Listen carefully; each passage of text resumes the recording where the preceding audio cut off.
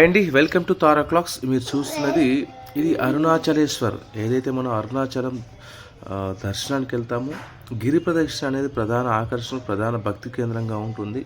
ప్రధాన ఆలయం చుట్టూ 14 కిలోమీటర్ల పాటు మనము ప్రదక్షిణ చేయాల్సి ఉంటుంది. ఈ 14 కిలోమీటర్లు మనకు సాక్షాత్కరించే లింగాలు అనమాట. ఒకటి అగ్నిలింగం, ఇది వరుణలింగం. చూసారా, కొన్ని ఆలయాల్లో ఉన్న శివలింగాల రూపాలైతే భక్తుల కోసం తీయడం జరిగింది. అంటే ఫోటోషూట్ తీయడం కరెక్ట్ కాదు, కానీ వెళ్ళలేని వాళ్ళకు, చూడాలనుకునే వాళ్ళకు కాస్త ఉపయోగపడుతుంది. ఆ వంతు మంచి పని చేశాను ఉద్దేశంతో తీశాను. చూసే వాళ్ళకి అవకాశం అయితే చూపిద్దామని ఆలోచన. యాక్చువల్గా వాయులింగం ఇది.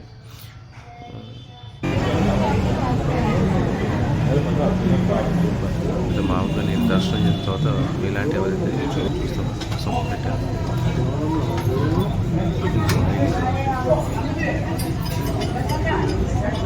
వీటి వాటి ప్రత్యేకంగా ఉంటాయి. వాటి యొక్క అలంకరమైన రూపాలుగా డిఫరెంట్గా డిజైన్ చేసి శివలింగం 8 మనం ఈరోజు ఈ వీడియోలో మీకు చూపిస్తాను. ఇది చంద్రలింగం అండ్ విడతల వారిగా ఉంటాయి. ఒకదాని తర్వాత ఒకటి వస్తాయి. మార్గ మధ్య, ప్రదక్షిణ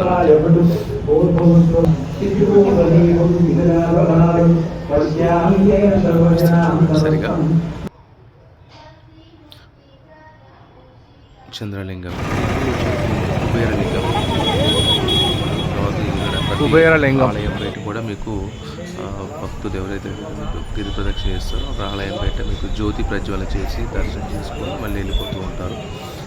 అంటే మనం ఏకదాటిగా రాకుండా 1 by 1 ఇది వచ్చేసి మోక్ష మార్గం.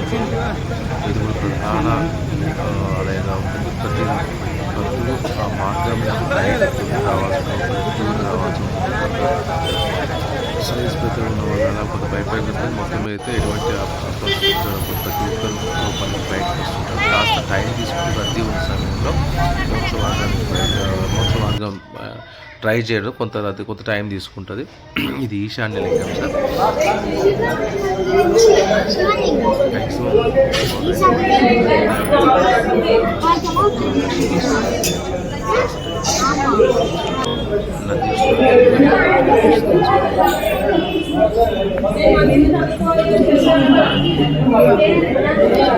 థ్యాంక్స్ ఫర్ వాచింగ్ అండి.